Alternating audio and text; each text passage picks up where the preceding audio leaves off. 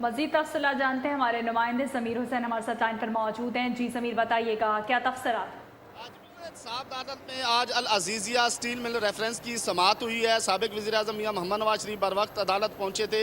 Case की कार्रवाई का आगाज़ किया गया। तो थोड़ा आपको मैं तफसीलात बता दूं कि जूँ ही मियां मोहम्मद नवाज शरीफ एहतसाब अदालत पहुंचे, आज वफाकी वज़रा जो साबिक वफाकी वज़रा बन चुके हैं उनकी बड़ी तादाद इस्तकबाल के लिए यहाँ पहुंची हुई थी। और उसके अलावा जवेद हाशमी साहब यहाँ पहुंचे थे। मियां मोहम्मद नवाज शरीफ ने उनके इस्तकबाल पर उनको गले लगाया और बड़े खुश नजर आए। और मियां मोहम्मद नवाज शरीफ से सवाल भी किया गया कि आज आप बहुत खुश नजर आ रहे हैं। तो उनका कहना था कि खुशी का दिन है, क्योंकि जमहूरियत ने अपने 5 साल मुकम्मल किए हैं। और उनका कहना था कि कुछ लोग जो हैं वो इलेक्शन मुलतवी करवाने पे तुले हुए हैं, लेकिन इलेक्शन ज़रूर होंगे। और मजीद उसके बाद केस की कार्रवाई का आगाज़ जब हुआ तो मियां मोहम्मद नवाज शरीफ के वकील ख्वाजा हारिस ने वाजिद ज़िया के बयान पर जिरा शुरू की।